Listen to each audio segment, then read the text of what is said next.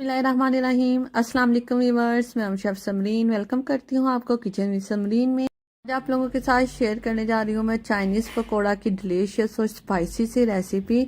इतने डिलीशियस ये बनते हैं, यकीन माने कि आप चिकन पकोड़ा को तो भूल ही जाएंगे। मैं शेयर करूँगी आप लोगों के साथ टिप्स एंड ट्रिक्स के पकोड़ों को क्रिस्पी कैसे बनाया जाता है और अंदर तक कैसे इन्हें कुक किया जाता है। चलिए इसे बनाना स्टार्ट कर लेते हैं। इसके लिए एक बाउल ले लिया है, इसमें ब्रेड ऐड करेंगे 4 अदद। मीडियम साइज़ की ब्रेड के 4 स्लाइसिस ले लिए हैं मैंने। ये पानी ऐड करूँगी इसमें मैं आधा कप। बेसिकली पानी हमने इसमें ज़्यादा ऐड नहीं करना, इतना ऐड करना है कि जो ब्रेड है वो सॉफ्ट हो जाए।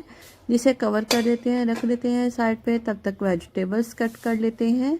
चाइनीज़ पकौड़ा बनाना चाह रहे हैं जिसके लिए मैंने आलू ले लिया है एक मीडियम साइज़ का, और एक छोटा सा नन्ना मुन्ना सा आलू था वो भी इसमें मैं ऐड कर दूंगी।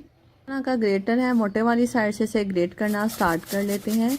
ये आलू को हमने ऐसे ही ग्रेट कर लेना है, इससे बहुत क्रिस्पी पकौड़े बन के रेडी होंगे, आलू बिल्कुल कच्चे नहीं रहेंगे। ये आलू ग्रेट कर लिया है। एक बाउल में पानी लिया है मैंने, नमक ऐड नहीं किया है इसमें। ये आलू को इसमें ऐड कर देंगे, इससे ये है कि जो स्टार्च है वो भी निकल जाएगा आलू का, और दूसरा इसका कलर भी ख़राब नहीं होगा। गाजर ले लिया एक बड़े साइज़ की, आप चाहे तो मीडियम साइज़ की 2 अदद गाजरों का इस्तेमाल कर सकती हैं। इसे भी मैंने ग्रेट कर लेना है ऐसे ही। ये ग्रेट कर लेने के बाद यहाँ पे मैंने मिर्चें ली हैं, 2 हरे वाली और 2 रेड पेपर का इस्तेमाल करूँगी जी। इसे भी ब्रीक स्लाइसिस में हमने कट कर लेना है जी। ये जो रेड पेपर है बहुत हॉट होती है, बहुत तेज़ होती है, इसमें बिल्कुल भी मैं कुटी हुई पिसी हुई लाल मिर्च का इस्तेमाल नहीं करूँगी।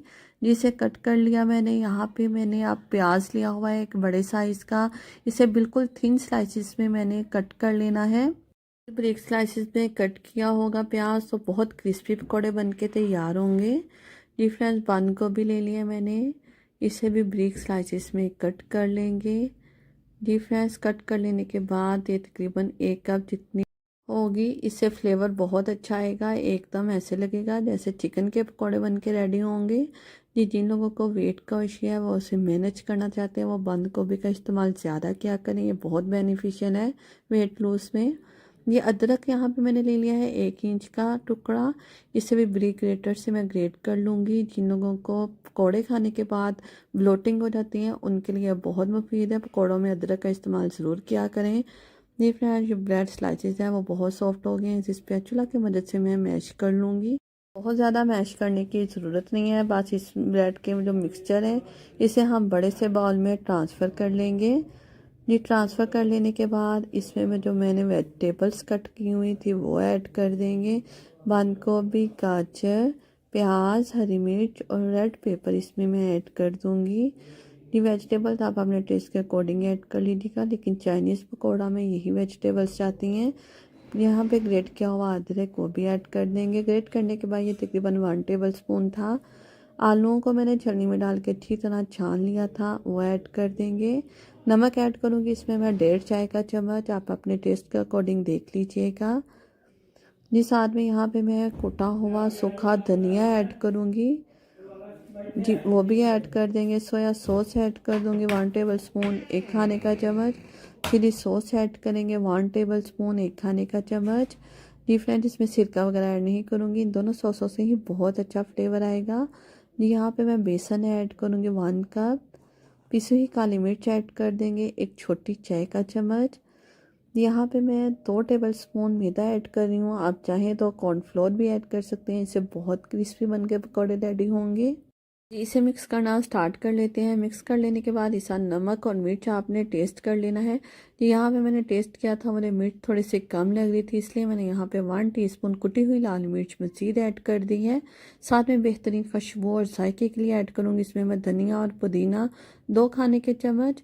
इन्हें मिक्स कर लिया और बैटर का जो टेक्स्चर है इस तरह का होना चाहिए बिल्कुल। आई होप आपको स्क्रीन पे नज़र आ रहा होगा, पतला ना हो और ना ही बहुत ज़्यादा गाढ़ा हो। चलिए रख देते हैं साइड पे। फ्राई करने के लिए पैन में मैंने ऑयल गरम कर लिया था 5 मिनट के लिए, मीडियम टू लो फ्लेम कर दी है। इसमें पकौड़े ऐड कर देंगे हम जी। फ्लेम का अपने खास ध्यान रखना है, मीडियम टू लो फ्लेम पे ही आपने पकौड़ों को फ्राई करना है। अगर बहुत ज़्यादा गर्म तेल में आप पकौड़े डालेंगे तो एकदम से जल जाएंगे, बड़े से अंदर से कच्चे रहेंगे। और पकौड़ों को डालने का भी एक खास तरीकाकार है, बल्कि आपने हाथों की मदद से इसे ऐसे बखेर के फैला के ऐड करना है। इससे पकौड़े हो ही नहीं सकता कि अंदर से कच्चे रह जाएं और एकदम जालीदार क्रिस्पी पकौड़े बन के रेडी होंगे। ऐड करने के बाद 2 मिनट के लिए आपने इन्हें छेड़ना नहीं है। 2 मिनट के बाद इसकी साइड्स आपने चेंज करनी है। उलट पुलट करते हुए इसे आपने 5 से 6 मिनट के लिए मीडियम टू लो फ्लेम पे फ्राई कर लेना है, जिससे बहुत क्रंची क्रिस्पी बन के रेडी होंगे और अंदर से बिल्कुल पके होंगे, बिल्कुल ये कच्चे नहीं होंगे। मेरे कहने में एक मरतबा इन पकौड़ों को आप ज़रूर बनाइएगा, बहुत डिलीशियस बनेंगे। चिकन पकौड़ों को पीछे छोड़ देंगे ये। इन्हें फ्राई करते हुए 5 से 6 मिनट हो गए हैं। निकालने से पहले एक मरतबा फ्लेम को हाई कर लिया करें, इससे जितना भी एक्सेस ऑयल इन्होंने एब्जॉर्ब किया होता है वो निकल जाता है। और छलनी में इसे रख रही हूँ जिससे ये बिल्कुल ड्राई हो जाएंगे, बिल्कुल ऑयली नहीं लगेंगे। ये फ्रेंड, ये हमारे डिलीशियस से पकौड़े बन के रेडी हैं। इस तरह मैंने दूसरा बैच भी फ्राई कर लिया। इस पकौड़ों के मिक्सचर से मैंने प्लेट भर के डिश भर के पकौड़े रेडी कर लिए हैं। एक मरतबा आप ज़रूर बनाइएगा, आपके मेहमानों को बहुत पसंद आएंगे। टी पार्टीज़ में इसे आप बना के अपने मेहमानों को पेश कर सकते हैं, अपने फैमिली के साथ एंजॉय कर सकते हैं। जैसा कि सर्दियों का मौसम है, शाम में दिल करता है कुछ स्पाइसी सा खाने को, तो आप चाय के साथ इन पकौड़ों को बनाइएगा या केचप और रायते के साथ भी ये बहुत मज़े के लगते हैं।